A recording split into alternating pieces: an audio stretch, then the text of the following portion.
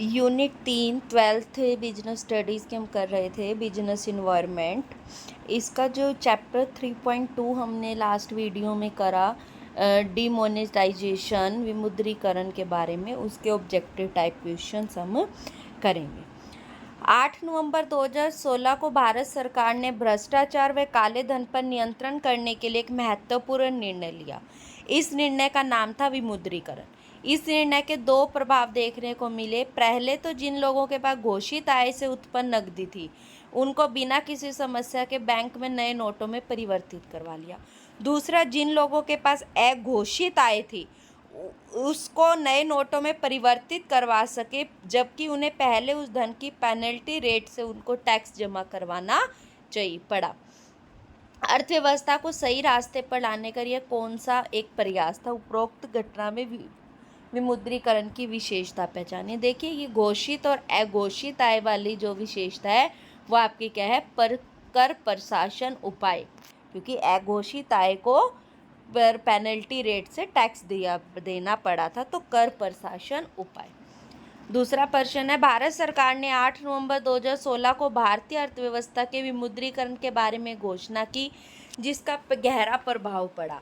वह प्रक्रिया जो देशीय धन, बैंक डिपॉजिट, परिवर्तनीयता पर प्रतिबंध लगाती है, एक लेस कैश अर्थव्यवस्था उत्पन्न करती है। कैश लाइट अर्थव्यवस्था के विरोध में एक तर्क दीजिए।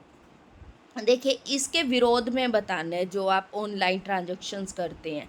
पहला, इसने देखो जिस तरह हम टैक्स चोरी कम हो गया, आर्थिक बजटों में वृद्धि होगी, अधिक लोगों को औपचारिक, ये सब इसके बेनिफिट है। लेकिन इंटरनेट कनेक्टिविटी पहली आवश्यकता है, ये इसके विरोध में है। इसके विरोध में तर्क है, क्योंकि अगर इंटरनेट कनेक्टिविटी नहीं मिली तो ऑनलाइन ट्रांजैक्शंस नहीं हो पाएगी, तो ये इसके एक विरोध में तर्क है। तीसरा है, चित्र दिखाया गया है, ये 86.9 और ये 13, ये चित्र किसको दर्शा रहा है? विमुद्रीकरण को। ठीक है। फोर्थ है आपका फिलिंग द ब्लैंक। ये वाला आपके इस जो मार्च 2024 में पेपर हुआ है उसमें आया भी था। भारत सरकार ने डैश नवंबर 2016 को एक घोषणा की जिसकी भारतीय अर्थव्यवस्था पर गहरा प्रभाव पड़ा। आंसर है 8 नवंबर को। विमुद्रीकरण को एक डैश प्रशासन उपाय के रूप में देखा जाने लगा, कर प्रशासन उपाय के रूप में देखा जाने लगा। 6 क्वेश्चन है, ट्रू फॉल्स। विमुद्रीकरण से लेस कैश और कैश लाइट अर्थव्यवस्था उत्पन्न हुई, इस प्रकार से डिजिटल व्यवहारों में वृद्धि हुई। ट्रू, ये बात बिल्कुल सत्य है।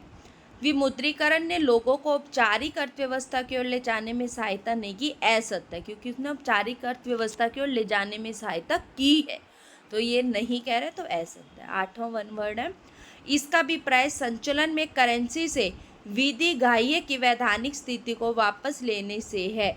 यहाँ पर काशित अवधारणा को पहचाने। देखिए, करेंसी की विधिग्राह्य वैधानिक स्थिति वापस लेने का मतलब क्या है?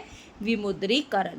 छोटा सा चैप्टर है, थोड़े से MCQ है, ऑब्जेक्टिव टाइप क्वेश्चंस है, लेकिन वेरी इंपॉर्टेंट टॉपिक है। 3.2 आपका विमुद्रीकरण का टॉपिक।